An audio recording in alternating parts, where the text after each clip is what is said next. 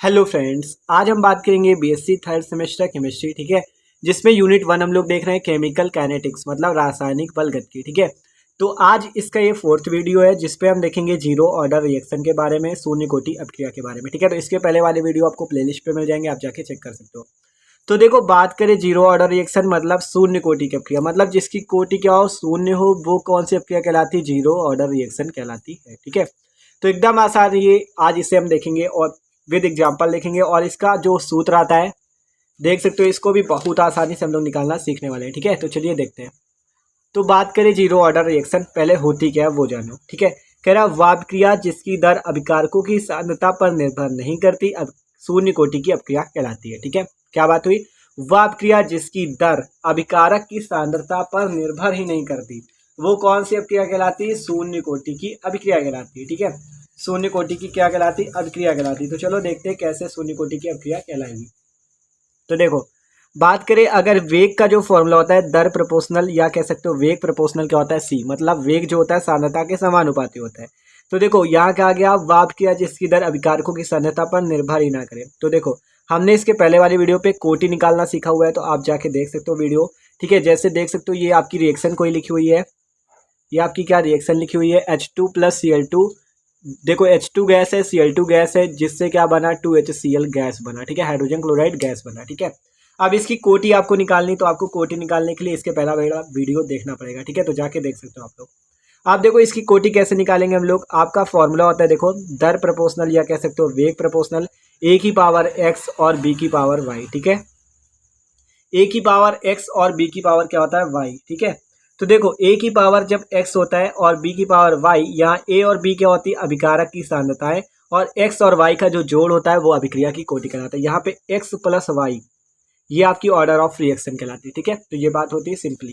तो अब बात करें, रिएक्शन जो है H2 gas plus Cl2 gas 2HCl बन रहा है।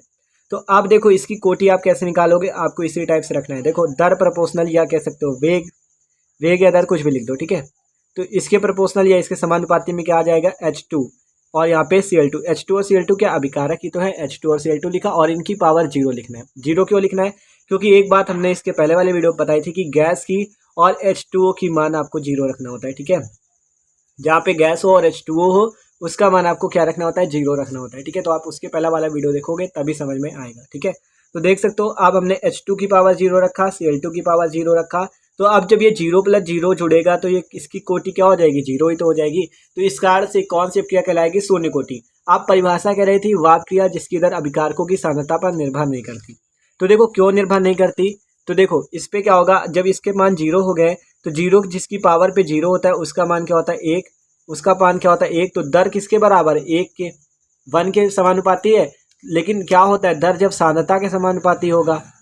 ठीक है, दर क्या होता है? सांद्रता के समानुपाती होता है। और यहाँ पे आपका जो वेग या दर है वो किसके समानुपाती आ रहा है? एक के, मतलब वन के। ठीक है, वन के समानुपाती आ रहा है, जिस कारण से अब यहाँ से आप क्या कह सकते हो कि ये सांद्रता के समानुपाती नहीं है, अर्थात सांद्रता पर ये निर्भर नहीं करता। ठीक है, तो वही बात है, वाप क्रिया जिसकी दर अभिकारकों की सांद्रता पर निर्भर नहीं करती, क्योंकि यहाँ पर सांद्रता नाम का कोई है ही नहीं है। ठीक है, सांद्रता ही नहीं है, देख सकते हो, क्योंकि जीरो हो गई है। तो सांद्रता पर जो निर्भर नहीं करती उसे हम क्या कहलाते हैं? शून्य कोटि की अपक्रिया कहलाते हैं। तो अब आगे देखते हैं, चलो। ठीक है, हमने इसका बेसिक समझ लिया, अब आगे इसका डेरिवेशन देखते हैं। देखो, यदि अगर आप टाइम इक्वल टू जीरो पे अभिकारक की सांद्रता ए हो, ये जो आपकी कोई रिएक्शन मान लो रही ए प्लस बी से आपका सी उत्पाद बन रहा है। ए प्लस बी क्या आपका रिएक्टेंट है और सी क्या है? आपका प्रोडक्ट है। ठीक है, तो रिएक्टेंट से जो प्रोडक्ट बन रहा है, मान लो टी बराबर जीरो पे इस अभिकारक की सांद्रता कितनी थी? ए। तो वही कहा गया टी बराबर जीरो में अभिकारक की सांद्रता ए। अब कह रहा है टी समय पश्चात, मतलब टी इक्वल टू टी पे, मतलब टी समय बाद। अभी जीरो समय पे क्या था? आपका जो अभिकारक की सांद्रता थी ए थी। अब लेकिन क्या होगा, देखो अभी मान लो आपके पास कोई अभिकारक है H2 प्लस O2। तो अभी क्या है? टाइम बराबर जीरो, अभी रिएक्शन नहीं शुरू हुई। ठीक है, अब H2 प्लस O2 से जब रिएक्शन शुरू होगी टी समय पश्चात, तब क्या बनेगा? H2O। जब H2O बना है तो इस पे H2 और O2 की मात्रा मिलकर ही तो बना है। तो अब अभिकारक की सांद्रता क्या हो जाएगी? कम हो जाएगी। और H2O मतलब देखो, जब H2 प्लस O2 मिला रहे हो तो जल बन रहा है ना, तो जल बढ़ रहा है कि H2 प्लस O2 बढ़ रहा है? जल बढ़ रहा है ना आपका। तो जब ये इंक्रीज होगा तो क्या होगा आपका? इसकी सांद्रता क्या हो जाएगी? जो इसकी सांद्रता क्या होगी? कम होगी। इस कारण से क्या हो गया? A minus x. तो टी बराबर टी समय में कितना हो गया? A minus x. तो ये बात होगी। अब आपको एक बात और पता है कि जो आपका वेग होता है वो किसके समानुपाती होता है, सांद्रता के, किसकी सांद्रता, अभिकारक की। और वेग को हम लोग dx अपॉन dt भी लिखते हैं, तो dx अपॉन dt प्रोपोर्शनल क्या हो जाता है, c, ठीक है, ये हम लोग पढ़ चुके हैं। तो देखो इसी कार से इसकी सांद्रता के समानुपाती हो गए, dx अपॉन dt प्रोपोर्शनल में क्या हो गया, a माइनस एक्स।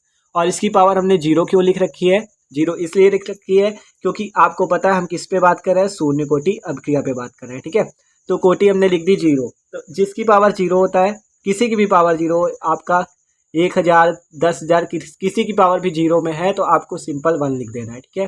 तो इसकी पावर जीरो है तो आपको क्या लिख देना है, वन, ठीक है। देख सकते हो जब प्रोपोर्शनल हटेगा एक नियतांक आया जिसे वेग स्थिरांक कहते हैं, ये आपका रेट कांस्टेंट है, ठीक है, रेट कांस्टेंट है आपका, मतलब वेग स्थिरांक है। तो अब के ए माइनस एक्स की पावर जीरो, तो जिसका मान क्या हो जाएगा, वन। तो d x upon d t equal to क्या आ गया, के, और इसका मान क्या हो गया, वन, तो के इंटू वन, ठीक है। अब D x upon d T की वैल्यू के इंटू वन आ गई। तो आप देखो ये जो आपका के इधर गुणे में है, देख सकते हो ये डी टी जो आपका यहाँ पे भाग में इधर चला जाएगा गुणे में, तो के डी टी, आप देखो के का जब डी टी से गुणा हो जाएगा तो के डी टी इक्वल टू क्या हो जाएगा, डी एक्स, ठीक है। तो यहाँ तक समझ सकते हो के डी टी इक्वल टू क्या हो गया, डी एक्स। अब हम लोग क्या करेंगे, इसका मान निकालने के लिए जो डी टी है इसको हमको हटाना है, तो हम क्या करेंगे, इसका इंटीग्रेशन कर देंगे, क्या कर देंगे, समाकलन कर देंगे। तो हम क्या लिखेंगे, समाकलन करने पर, तो जब समाकलन करेंगे तो देख सकते हो के इंटीग्रेशन डी टी लिख दिया और इंटीग्रेशन पे क्या लगा दिया, डी एक्स। ये होता है समाकलन का चिन्ह, आपको ऐसे बना देना है, ठीक है, ये समाकलन का चिन्ह होता है। तो देख सकते हो यहाँ पे समाकलन का चिन्ह लगा हुआ है, के इंटीग्रेशन डी टी और यहाँ पे इंटीग्रेशन डी एक्स। आप देखो जो इंटीग्रेशन डी एक्स का मान होता है वो होता है एक्स और इंटीग्रेशन डी टी का मान होता है टी, ठीक है। तो आपको यहाँ पे इंटीग्रेशन डी टी का मान रखना है टी और इंटीग्रेशन डी एक्स का मान रखना है एक्स। तो k इंटू टी, के आपका क्या था, एक नियतांक था, इस कार्ड से इसे बाहर ले लिया, ये क्या है, वेग नियतांक या वेग स्थिरांक है। इस कार्ड से इसको स्थिरांक इस इंटीग्रेशन से बाहर ले लिया, तो k इंटीग्रेशन डी टी और इंटीग्रेशन डी एक्स। अब इस इंटीग्रेशन डी टी का मान क्या है, टी, तो इसका मान टी रख दो, इसका मान क्या है, एक्स, तो इसका मान एक्स रख दो। तो के टी इक्वल टू क्या आ गया, एक्स। अब यहाँ से एक्स का मान कितना आ चुका है, के टी, जहाँ एक्स क्या है, आपकी सांद्रता है, के क्या है, आपका वेग स्थिरांक है, और टी क्या है, समय है, ठीक है। देख सकते हो ये आपका शून्य कोटि अपक्रिया के लिए क्या होता है, समीकरण, ठीक है। ये शून्य कोटि अपक्रिया के लिए क्या होता है, समीकरण। अगर यहाँ से के का मान निकालो वेग स्थिरांक का, तो एक्स अपॉन टी आ जाएगा, ठीक है। के का मान कितना आ जाएगा, एक्स अपॉन टी। तो आप देख सकते हो ये जो के का मान एक्स अपॉन टी आया, अब यहाँ से आप शून्य कोटि अपक्रिया के लिए मात्रक भी निकाल सकते हो। कितना मात्रक आ जाएगा, देखो ये क्या है, एक्स आपका यहाँ पे सांद्रता है, देखो यहाँ पे बताया ना सांद्रता है, और ये जो आपका टी है ये क्या है, समय है, ठीक है। तो सांद्रता है और समय है, ये क्या एक्स क्या है, सांद्रता, टी क्या है, समय। सांद्रता का मात्रक क्या होता है, मोल पर लीटर, और समय का सेकंड हो सकता है, घंटा हो सकता है, जो भी हो, ठीक है। अगर मान लो सेकंड है तो मोल पर लीटर और बटे में सेकंड, तो इसको हम क्या लिख सकते हैं, मोल लीटर इनवर्स और क्या हो जाएगा, सेकंड इनवर्स। तो आपका शून्य कोटि अपक्रिया के लिए हमने मात्रक भी निकाल लिया, मोल लीटर इनवर्स और सेकंड इनवर्स। और आप देख सकते हो इसका जो समीकरण आया वो क्या है, एक्स इंटू के टी या k equal to x upon t. देख सकते हो के इक्वल टू क्या आ चुका है, एक्स अपॉन टी। और आप यहाँ से क्या कर सकते हो, इसका मात्रक भी निकाल सकते हो, ठीक है। क्या हो जाएगा, mole litre inverse second inverse. तो आपसे पूछा जाता है कि शून्य कोटि अपक्रिया के लिए वेग स्थिरांक का मात्रक बताओ, तो आप क्या बताओगे, mole litre inverse second inverse. आप इस वाले फॉर्मूले से आसानी से निकाल लोगे। देख सकते हो ये था आपका इसका पूरा डेरिवेशन, एकदम आसान था, ठीक है। आपको पहले क्या करना है, इसके प्रपोजल पे लिखना है और बाद में क्या कर देना, समाकलन, आपका पूरा आंसर आ जाएगा, देख सकते हो, ठीक है। तो भाई ये था आपका जीरो ऑर्डर रिएक्शन। तो वीडियो अच्छा लगा हो तो प्लीज़ लाइक भी कर दीजिएगा। Okay, thanks for watching this video.